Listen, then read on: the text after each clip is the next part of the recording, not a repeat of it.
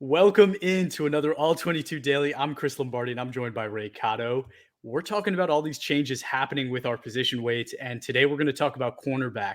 So the cornerback weight increases from 4.5% to 4.86%. And Ray, tell me what impacted that from happening. Yeah. So contracts are signed year round, right? So while there's no huge sort of cornerback contract that really stole the headlines this offseason, like we had obviously at quarterback, for example, in our previous episode, for corners, we actually did pick up the Jair Alexander and Denzel Ward extensions from the year prior, I guess if you call it the year prior, but essentially those came in after the deadline for last year's position weights, and so those sort of provided a boost for corner and the weights moving forward for 2023. So kind of a little bit of a delayed gratification there, if you will, but even so, by and large, with those included or without, the neighborhood of sort of the cornerback weight would stay around the same. So just making note there that corner was and still is, again, one of those premium positions that we talk about in All-22. It's one of the cornerstone positions of your defense that hasn't changed in the recent past and doesn't appear to be changing in the near future, given the direction of the league and the talent coming in at that position throughout. So, yeah, that's corner, another premium position, and this time on the defensive side of the ball. Yes, there is a lot of young talent coming up in the cornerback position. It's got to make people excited. Um, And I wanted just to jump in, right? We want to talk about the top guys at the position. So let's do that. So we released our top 10 ranking today.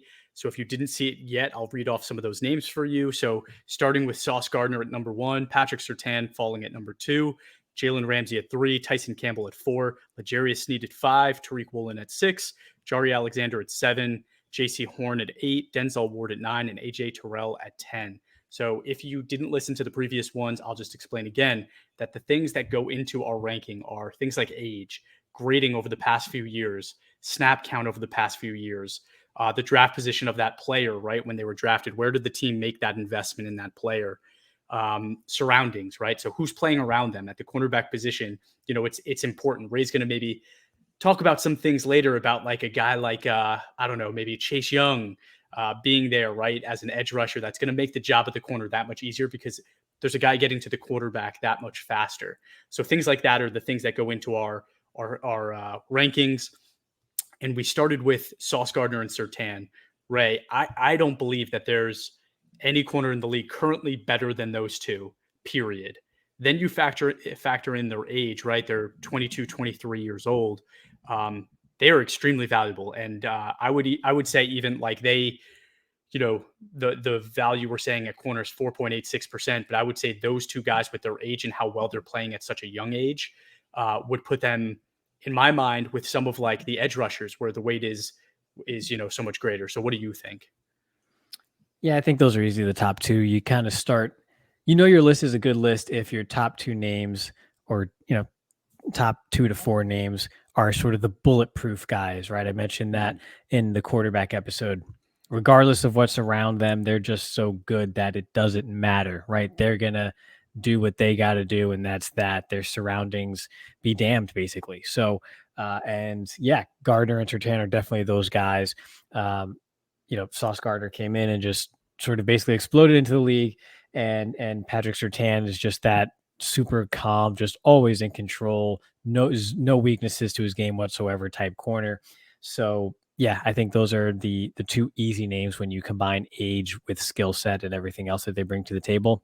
It's those two, regardless of what team you put them on, whether they're in a football stadium, on turf, grass, in London at 9:30 in the morning, or in a parking lot in the middle of New York City somewhere. Absolutely. And you touched on it. So there are the top of your list, you want to be the guys that you feel comfortable with, right? You can start them any game and they're going to do the job that you put them in there to do. I think there's only one other guy that does that at corner that you feel comfortable with, and that's Jalen Ramsey, who's now 28 years old, going on 29. He might be playing next year at 29, I think. I think he's an October birthday. So yeah, 29 at some point. That's pretty old for the corner position, but he's still an elite talent. But after that, right, it's a lot of kind of, there's going to be games where they're excellent. There's going to be games where they're not, right. They get beat by true number one receivers, like when they face a Jefferson or a Chase. Like they're not gonna continue grading well. Where a guy like Surtain, Sauce, Ramsey, they do. So, how do you start choosing the guys after that? Maybe top three. I always try to keep it as simple as, all right, do I think this guy is good or do I think this guy is very good? And go from there. Because the thing about corner, especially, is it is a high variance position, right? Uh, it's kind of been noted throughout sort of the PFF literature and things of that nature, to where, it's tough to be at the top of your game week in and week out. I mean, it is really hard to cover wide receivers in 2023. It just is. So like I said, unless it's those top, 2 to 4 guys or whatever the case may be, you're not going to have a guy that's just going to go out there and just be a shutdown player or just get you a super high grade every single week in and week out, where you don't even look at to see who they're playing that week. You don't look at the schedule. You just put them in your lineup or you put them first on your depth chart, and that's that. So I just say, all right, who's good? Because I'm not, Nostradamus to sit here and predict an up or down week, every single time. It's just not going to happen. But if I have a baseline of just a good player that's still, at their athletic peak, I'm going to do all right. Mm-hmm. So if you're not aging, if you're not coming off of an injury or anything of that sort that could really hurt your profile, that's just what I'm starting with, right? Someone like Jair Alexander, may not have had the highest grades over the last year or two, but I know he's a good player. And, we've seen some of his work against even Justin Jefferson, right? Obviously, he's not going to win that matchup every time, but he's elevated his game in certain matchups like that, to where you go, okay, yeah, he's built for that. He's up to the task. Again, maybe not every time, but there's few matchups where I would bet against him. So I'm comfortable taking that corner on my team and then going from there and building around him. Yeah, there's very few corners that you can set and forget, right? You're not going to be able to do that and just let some of these guys just go in every week in and week out and be your starter. So what I like to do is if I don't get a Sauce or a Surtain, I'll just grab a bunch of guys, right? Like I want 5 guys, and every week I'm going to have to go look at matchups and make sure that I like what I'm doing.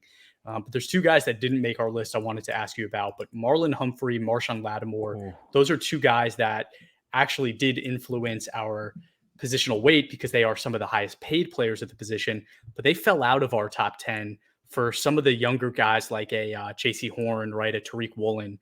But those are the guys that I would say at the end of the day, go get those guys, right? Go add a couple of them, because those are guys that you're going to be able to stream them and they'll consistently get you some pretty decent grading. But do you think they should have been in our top 10, right? Yeah, we don't exchange notes before we do this. And so, like, if you hadn't brought up Marlon Humphrey, I was going to mention him myself, because I think he got overlooked over the last year because he had somewhat of a down year in 2021, only mid-60s grading, finished 41st in the league as far as cornerback grading goes. But then in 2022, came back, high 70s, actually finished 14th in the league. And it was just kind of a ho-hum under the radar type great performance, basically, right? And I think going into last year, we had this discussion after the Ravens drafted Kyle Hamilton and how that kind of had a residual impact on the defense, right? And so for a lot of people, when they look at a cornerback situation, they think, okay, what's in front of them? Who's pressuring the quarterback, right? How long do they have to cover? But, as you know, when you're playing corner, it's also such a relief when you have something that's reliable behind you at deep safety. And you know that if you have deep help, a deep half safety or whatever the case may be, and you're comfortable and you trust that guy behind you, you can play more aggressively on those shorter routes and play the sticks more aggressively and not have to worry about making up for someone else's deficiencies elsewhere. I think that's when you get in trouble, right? You'll always hear a defensive coach tell everybody, just do your job. And if your mind is elsewhere because you're not confident in the guys behind you as the last line of defense, you will start compensating for that, and that will impact your play. But in Baltimore, with Kyle Hamilton and Marcus Williams, that's a really solid safety tandem behind their corners. And I think that's part of why we saw a bit of a resurgence from Marlon Humphrey last year. And he's still only 26 years old. I think he's going to play the season at 27. Based on his birthday, which I don't have in front of me. But so he's still in the prime of his career, even though he's been in the league for like 7 years. So he's still at a good age. He's got a few good years left, and he's in a steady situation. And throughout his career, he's performed really well. I think just one down year 2 years ago kind of had people forgetting about him, but this is still a very good player. So if you hadn't mentioned him, I was going to say stock up on Marlon Humphrey anyway. As it goes for Marshawn Lattimore, he's a bit more streaky, right? That's just kind of his game, right? When he's on, right? When he plays Mike Evans, he's at the top of his game, and he'll just play the game of his life, right? But then he'll also fall asleep when Saquon Barkley is lined up out wide and then just get torched on a straight go route by Saquon Barkley and give up a 58-yard touchdown and grade really poorly just because he's just off his game, right? Just these lapses in focus that we've seen sort of plague him throughout his career. He's finished as highly as a top 7 corner in the league, even as a rookie in 2017. So you know what he's capable of, but he is very streaky. So if I'm choosing between the two and they're just about the same age, I'm going with Marlon Humphreys because he's steadier. I like the situation behind him as well as in front of him on that defensive front, whereas Marshawn Lattimore is more streaky. That's a more matchup dependent corner in my book, where, okay, yeah, I'm going to start you when you play the Bucs. And if you get enough snaps because you don't get into a fight with Mike Evans and get ejected, you're probably going to grade pretty well. But outside of that, I'm going to look at your matchup each week. Gotcha. And I would highly recommend that if you're doing a draft for the first time in All-22, check out our mock draft tool, because cornerback is the position that I would say is going to be, you're going to learn the most when you do one of the mock draft tools, right? So you're going to get in there and you're going to draft. You're going to go, oh, I need edge, I need tackle, I need quarterback. I'm going to do those. And then the afterthoughts are, oh, I'm going to go get receiver, I'm going to go get corner. And while receiver, there's maybe 40 or 50 guys that you can choose from. And edge, there's a ton of really good edge talent. Corner goes really fast, right? So it's a hard position to hit on, and it goes really fast, and you need depth. So figure out, like, practice a few times and figure out where's the best time to start taking those guys, and be prepared, because you'll get sniped and you'll be left with nothing if you wait too long. But with that, let's move to the rookie rankings, right? So draft just happened. We talked a lot about these rookie corners, and you know that we really like them. Today, we're not talking about which guys we like the most. We're going to talk about which guys we liked their landing spot the most. So, Ray, I'll kick it off talking about Witherspoon. He was my number 3 corner. I think you had him tied for 5th, which is a little bit madness, but, props to you for being brave. But he gets taken, I think, 5th overall to the Seahawks, going into like Pete Carroll defense. Couldn't like that situation more for him, right? He goes to a team that has a number 1 corner already in Tariq Woolen. They have a good slot corner in Kobe Bryant, another young guy. They have Keandre Diggs at safety, and they have Jamal Adams at the other safety position, right? So this is a team with a lot of young talent in that defensive backfield. And Witherspoon goes in and kind of has like a no pressure situation where he doesn't have to guard the number 1 receiver every single time. Maybe he can, maybe he's going to step up and be better than Woolen, but he doesn't have to, at least from day one. And if he's not, that's fine, right? He's going to match up with the number 2. And honestly, I think that kind of, like, based on how Ray and I thought of him, I think that really will bring out the best in him, right? That's more suited to his skill set. Seattle doesn't have the best edge rushers in the league, but they have some young guys. They're going to be filtering in a lot of young guys to get snaps, and I like that for him. So again, not a guy that we fell in love with as much as other people did, but him going to a Pete Carroll defense where he doesn't have to be the number 1 corner, just a great situation for him overall. So something I'm a fan of and looking forward to seeing.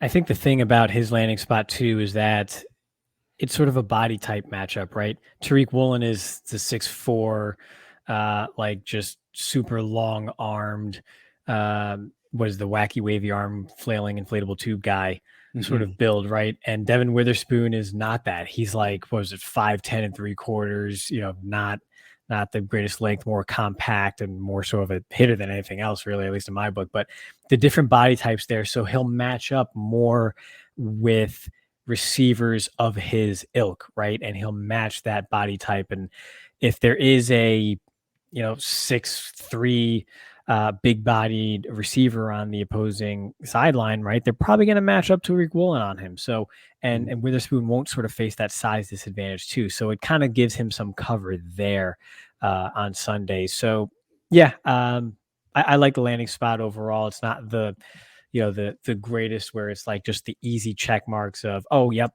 great defensive front, great safeties around him, that sort of thing. But based on how Seattle can mix and match their pieces there on defense, it'll bode well for him, especially early on. Cool. So tell me who you have. So, I mean, this is an easy one, but I have Emmanuel Forbes going to the Commanders. So we both fell in love with Emmanuel Forbes. I think you look at that defensive front over there in Washington, and I mean, even PFF just said it. Our friend Sam and Steve over there, as far as calling the Commanders' defensive front the number one in the league, right? And they're getting back Chase Young. So you have Chase Young, Jonathan Allen, Montez Sweat, Daron Payne, all on that front, affecting the quarterback. You do have Kendall Fuller at corner.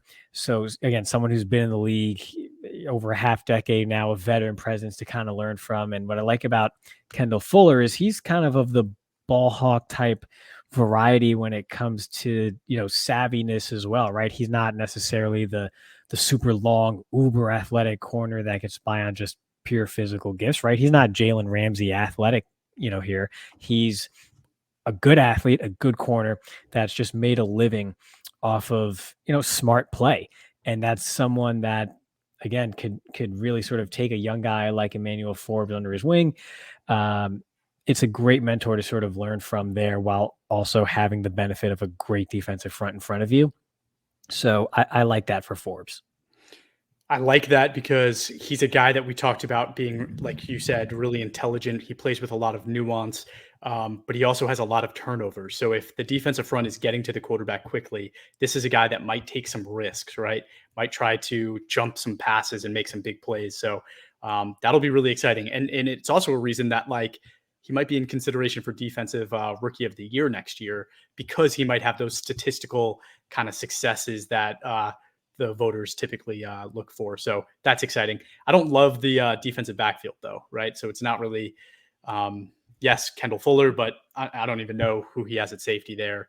But Cameron Curl played pretty well. Now I'd have to see it again. I don't know if he's that guy or just had an up year, but Cameron Curl had a pretty good year last year. True. And then Derek Forrest is just kind of, not just a guy, but just sort of a solid player there, right? Nothing as far as game-breaking ability is concerned. So didn't Derek Forrest but you know what? He had that one game. You said it, he had a one game at the beginning of the season, and I think he was our number one ranked safety after 1 week or something like that. Because it's like, oh yeah, you're right. They do have a couple safeties, and one of them's good. And it's like, oh wait, no, he was good for a week. But no, it's the other guy. Yeah, Cameron Curl actually was much more consistent. So right. Okay, so then we're going to talk about sleepers, right? So guy I talked about a lot, Trey Tomlinson to the Rams. He gets to replace Jalen Ramsey. And I'm kidding. I'm not actually going to take him, but and I don't think he's going to replace Jalen Ramsey. But Trey Hawkins to the Giants, I think, is a really interesting fit.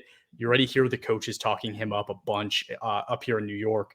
They're saying that he's a guy that they think will, threaten for a starting role from week one. So they think he's that advanced and that ready to step in. I like it because he's going to a defense that's trying to really transform themselves from this older front, this older group of guys that, was kind of underachieving to now just infused with young talent, right? You have talking about like kind of defensive fronts, they got Dexter Lawrence, they have Williams, they have Thibodeau, they have Ojolari. So a lot of young guys that are going to be getting to the quarterback, and as Thibodeau continues to grow, I think he's going to be kind of one of those guys that in a couple of years we're going to say is like he's one of the top guys in the league. I really do think that. So really love that. Then they go and invest in some linebackers, right? They have Okereke there now, who Okereke. I know I'm kidding again, but I really do like him. And then you look at the, Xavier McKinney at safety, and then they go and draft, right? They go and draft Deontay Banks, who we really liked, and they have Adoree Jackson at the other corner spot. So if there's a way for Trey Hawkins to prove himself and get into this lineup somehow, you got to like that for him, right? Because he's going to be put into a position where he doesn't have to be the guy, but he can be a really, promising role player and step up and just have a lot of success. So I'm excited for him and to see what happens with him in the future.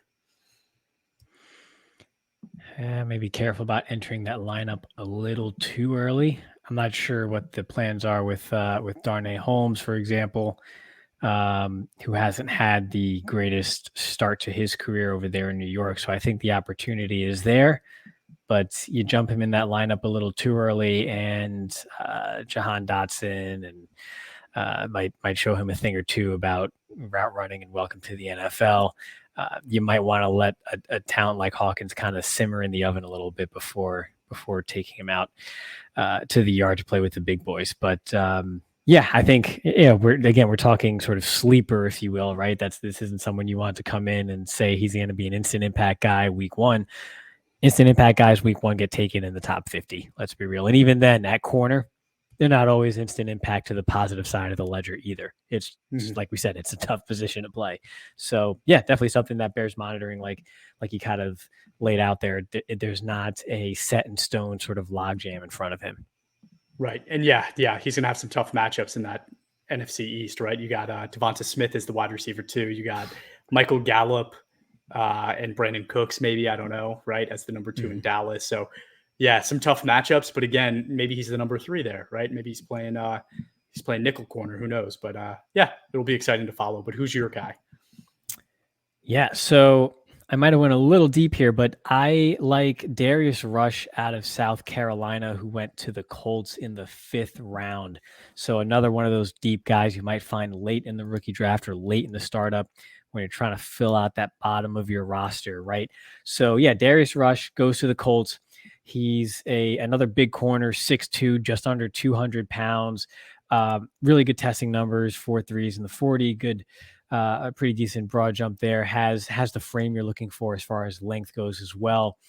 And the Colts are a little interesting to me because if you look at what they have today, right, on the outside, sort of the vets there, Isaiah Rodgers and Kenny Moore. You're talking about a 5'10" and 5'9" cornerback there to sort of start, right? And then in the draft, they went ahead and took Julius Brents, the corner out of Kansas State, in the 2nd round with the 45th overall pick, and then circle back around to Darius Rush later on.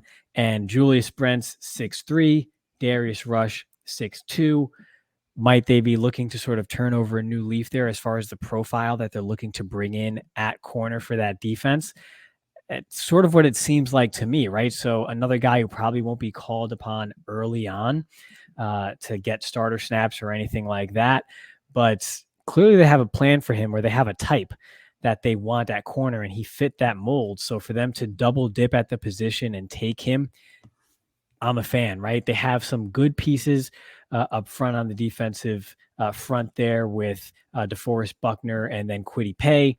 Some work to do elsewhere, pretty much for the rest of the defense. There's no denying that. But again, this is a guy who's I'm not looking for a year one type, instant impact type player. They have some vets there right now, but if they're shifting towards this sort of bigger, longer corner for their defense, he fits the mold. They're probably going to continue to sort of shape that defense to their liking and their vision.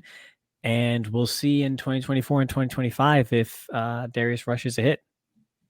I like that. No, that's a good one. And especially because like the culture of that team that, they haven't really had a lot of high draft picks lately because of some poor trade decisions, right? So they've really had to make do with what they have. And they've done that, right? They're one of the top defenses year over year in the league. They lost They lost their middle linebacker there. Gosh, I'm blanking. Shaq Leonard, and it was kind of a devastating blow to that defense. They lost their leader, but this year he's going to be back, right? And yeah, I'm excited to see what that defense has to hold, and I think that's a great defense to invest in. So I like that one. It's not like the offenses in that division are juggernauts either. So right, it's a bunch of rookie corners, right? So rookie quarterbacks, yeah. So yeah, I've added. Yeah, no, I like that. But okay, so that's it for corners today. But thank you everyone for tuning in. If you haven't yet, please give us a follow on Twitter, Instagram, Facebook, and TikTok at all22_PFF, and leave us a review wherever you listen to your podcast. And thanks again for tuning in.